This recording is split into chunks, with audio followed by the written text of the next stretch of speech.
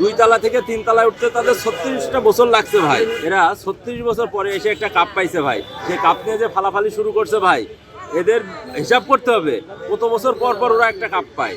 দুই তালা থেকে তিন তলায় উঠতে তাদের 36টা বছর লাগছে ভাই।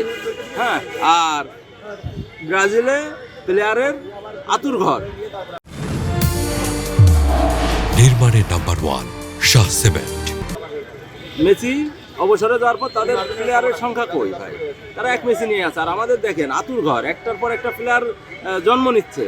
তো আমাদের যদি 10 বছর লাগে, তাদের লাগবে 36 দুগানি কত, হিসাব করে দেখেন ভাই।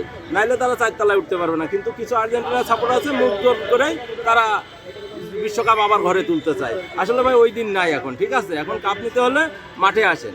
আর বিগত দিনের রেকর্ড দেখেন, ব্রাজিল কিন্তু যেবার বিশ্বকাপে বাছাই পর্বে একটু দুর্বল থাকে, সেবারই কিন্তু ব্রাজিল কাপ নেছে।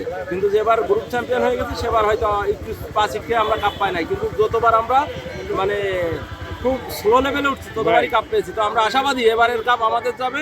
এই যে 5টা জায়গায় 6টা স্টার বসবে, আর্জেন্টিনার মুখে ধামা ঘুষে দিয়ে আমরা বিশাল আনন্দ মিছিল করবো বিশ্বকাপের দামি নিয়ে।